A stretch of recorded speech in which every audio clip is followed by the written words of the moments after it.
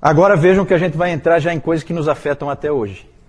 Diretamente ou indiretamente. O cânon nos afeta diretamente, os bispos nos afetam indiretamente. Porque nós não cremos em bispos, mas tem quem creia, né? Então vamos ver aí o que a gente pode... Vamos começar com o cânon. Irineu disse que a autoridade da igreja repousa sobre essas três coisas aí. Toda a autoridade da igreja. Então havia uma preocupação muito grande em estabelecer essas três coisas, diante do ataque das heresias. Isso aí é uma resposta da ortodoxia. Tá? O que é o cânon? O cânon, essa palavra significa simplesmente regra, e o cânon pode-se dizer que é a regra que deve ser seguida. Na prática, o cânon é o conjunto de livros que compõem as escrituras inspiradas. O cânon é a Bíblia. O cânon é esse conjunto. Certo? Conjunto de livros. Por que a gente trata como um conjunto de livros?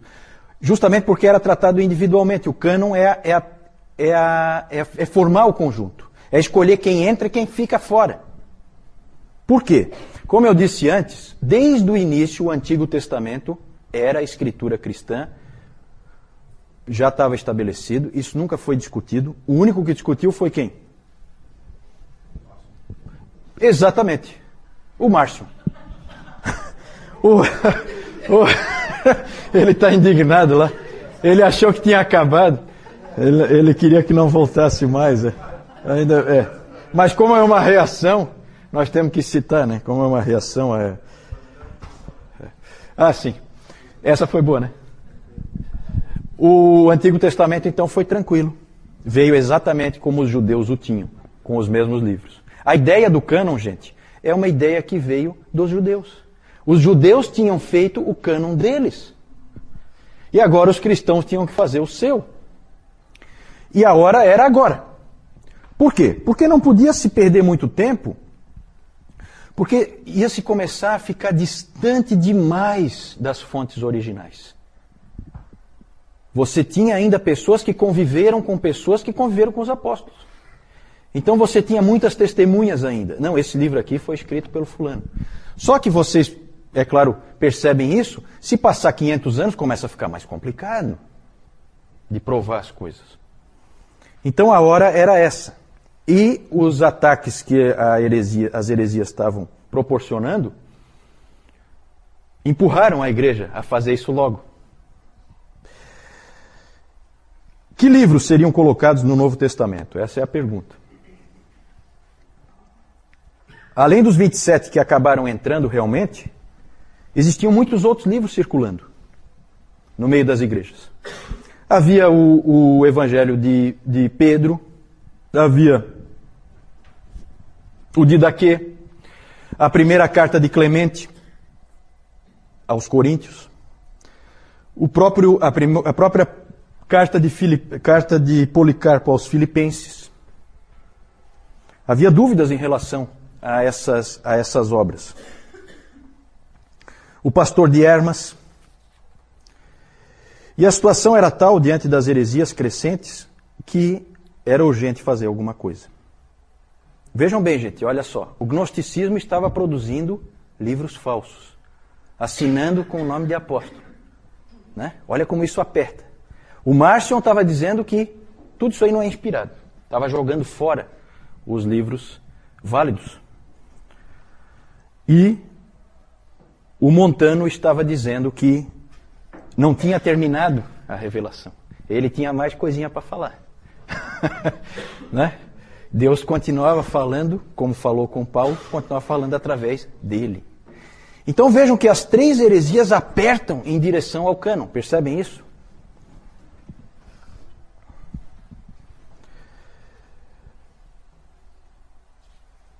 O Novo Testamento ele foi sendo formado a partir de listas que havia nas várias igrejas. É interessante essa coordenação das igrejas. Uma igreja, essa coisa da igreja católica é uma coisa muito interessante, uma coisa bonita, porque eram igrejas em lugares completamente diferentes, numa época em que a comunicação não era tão fácil como é hoje, e elas se coordenavam. e um tinha uma lista, o outro tinha uma outra lista, aí um dizia assim, não, mas eu tenho aqui na minha lista, eu tenho o pastor de Hermas. O que você acha, ô Moisés, você que é bispo lá de Alexandria, o que você acha do pastor de Hermas? O pastor de Hermas, eu acho que lá na minha igreja nós não aceitamos como autoritativo, não. Poxa, mas eu achava que era. Então, começou esse tipo de troca, sabe? Várias listas existiam.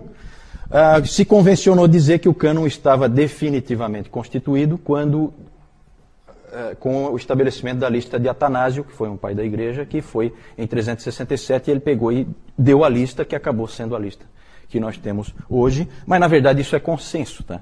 Isso foi construído por consenso. Tem umas histórias interessantes, como uma carta lá do ano 200, em torno do ano 200, em que houve um bispo de Antioquia que escreveu para os irmãos de uma outra região, onde ele tinha visitado aquela igreja, relatando na carta que ele havia mudado de opinião em relação ao evangelho de Pedro.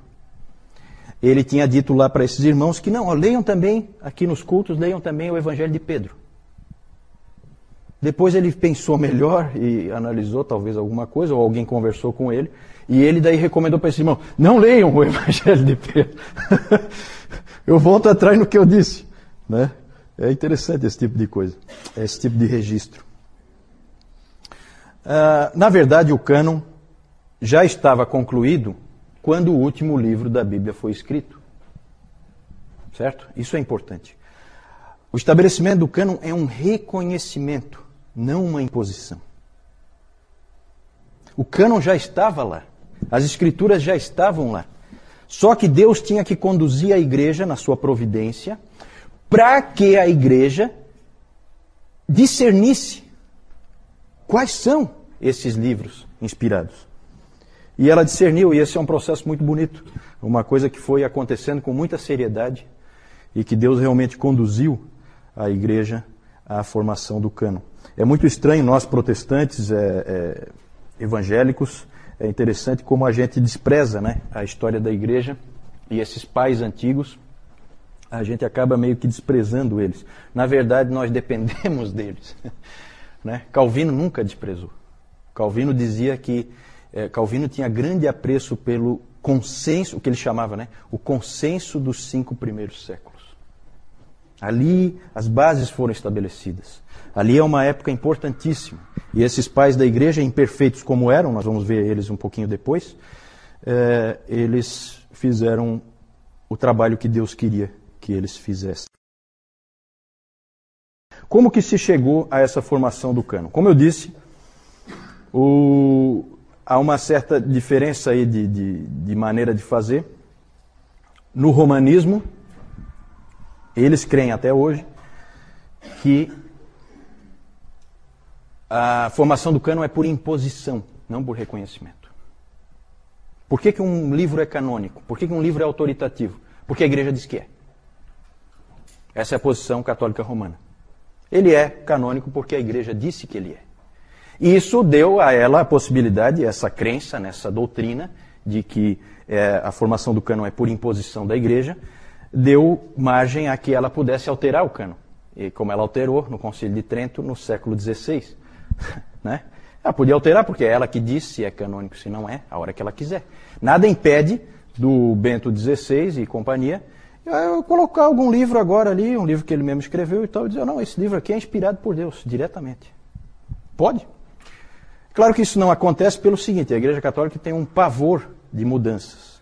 Ela tem um medo de instabilidade gigantesco. Não pode gerar instabilidade. Ela tem que permanecer sempre igual, que é para não gerar instabilidade, que daí cai a casa. No caso do protestantismo e dos evangélicos, sempre foi visto a definição do cânon como um mero reconhecimento. O cânon já estava lá, só precisava ser visto. O Dr. Warfield, B.B. Warfield, ele usou uma ilustração interessante. Ele fala que as escrituras, o cânon, eles são a rodovia, a estrada. E a igreja é a placa. A colocação da placa não gera a rodovia. A rodovia sempre esteve lá. Certo? O colocar a placa ou não muda a existência da rodovia. Mas a placa ajuda. E foi isso que a igreja fez. A igreja, na verdade, encontrou quais eram os livros. E isso foi feito, para a gente concluir, vamos terminar falando do cânon. Como que ela definiu esses 27 livros? De uma maneira muito interessante. Pela evidência externa e pela evidência interna. A externa sempre mais importante. Eles chegaram à conclusão que inspirados eram os apóstolos e os profetas. E que o que eles escreveram veio de Deus. Então bastava você localizar um texto que todo mundo sabia que era um texto escrito por um apóstolo, e esse texto, então, entrava no cânon. E foi assim que foi feito. Todos os textos existentes, claro que tem alguns perdidos, como uma das cartas de Paulo aos Coríntios, não se sabe onde é que essa carta foi parar, não existe cópia, a igreja não tinha cópia, então foi da vontade de Deus que aquela carta específica não fosse incluída e ela desapareceu. Mas esse era o primeiro critério. E aí eles hoje o Nilton falou um pouco sobre isso, né? E eles ampliaram um pouco também para pegar aquelas pessoas que conviveram com os apóstolos. Certo? E aí por isso que entraram outros livros, como escritos por Lucas, escritos por Marcos, né? Outros livros acabaram entrando também, por evidência externa. Tinha que ter autoridade apostólica. O segundo princípio era a evidência interna. Tinha que ter coerência no texto em relação ao restante das Escrituras. Tinha que fechar, tinha que haver uma correspondência. Isso eles buscaram também, eles fizeram essa checagem. Um exemplo muito interessante é o do livro Pastor de Hermas. Só para a gente ilustrar, tá? O Pastor de Hermas tem até um artigo numa revista de história cristã, em que eles põem assim, o Pastor de Hermas, o livro que quase entrou no cânon. Esse aí ele chegou perto. Teve outros livros que chegaram perto, tá? Esse livro, o Pastor de Hermas, ele foi analisado dentro desses critérios e ele foi reprovado. Por quê? Evidência externa. Esse livro foi escrito no II século por um indivíduo romano chamado Hermas, que não tinha, até onde se sabe, relação nenhuma com nenhum apóstolo. A própria época em que foi escrito já indicava isso. Então, a evidência externa era ruim. E a evidência interna era ruim também. Ele era um livro, e as pessoas perceberam, analisando o livro, eles perceberam que era um livro preocupado com penitência, com arrependimento, e principalmente ele definia quantas vezes você pode ser perdoado pela igreja. Tudo aquilo ali soava estranho, não batia com o restante das Escrituras, não fechava com o ensino bíblico, e então a maioria dos pais da igreja viu que... E ele tinha bons defensores, Irineu, Clemente de Alexandria, Tertuliano defendeu por um tempo, depois mudou de ideia, achou que não encaixava.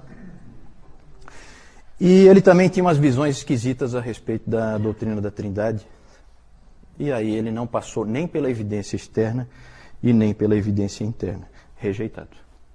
Rejeitado, não faz parte da Bíblia. E certamente ele teria definido outras doutrinas e teria modificado o cristianismo. Certo? Nós vamos ver que coisas esquisitas aparecem, mesmo a gente não tendo esse tipo de livro no cânon.